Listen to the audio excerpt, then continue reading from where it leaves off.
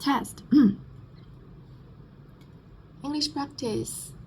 The SBS News Podcast. Morning edition of the day 15th of April 2024. In this bulletin, a fifth victim of the Bondi Junction attack is named. Iran warns Israel not to retaliate against its aerial attack over the weekend. Casey Dumont punished her old team Melbourne Victory to secure a win for Central Coast in the A-League Women's Semi. More victims of the fatal stabbing attack on Bondi Junction's Westfield shopping centre have been named.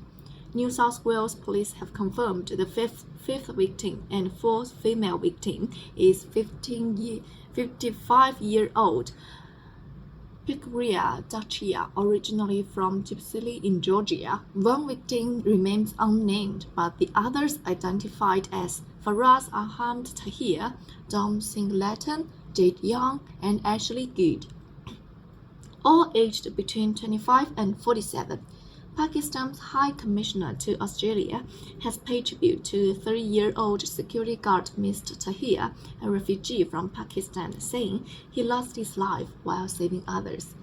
Meanwhile, South Australia Prime Minister Molly Oscars, who knows the Good family personally, also expressed his sorrow over their loss.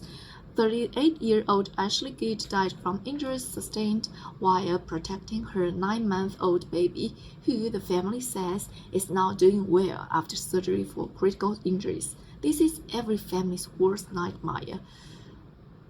Right now, it is the country's worst nightmare, and our thoughts and our love are with those affected families, and we wish them all the best in what is going to be a really challenging time.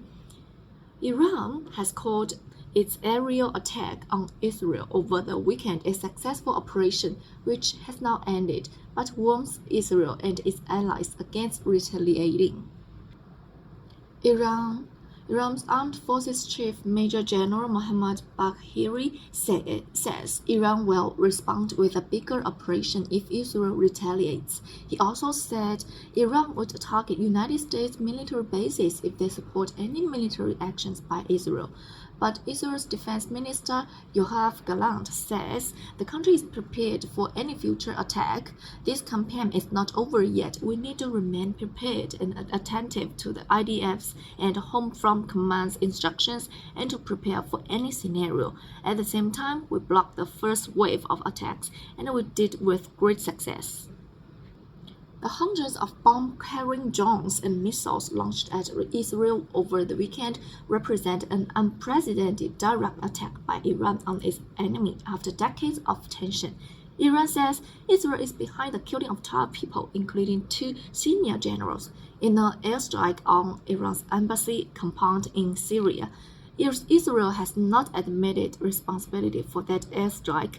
The federal government says Australia in the Middle East should stay alert for local safety updates, as it warns Iran's airstrike on Israel threatened the entire region. Australian citizens in Israel are being urged not to travel outside the greater Tel Aviv, Jerusalem, and Ramallah regions, and to follow the advice of local authorities.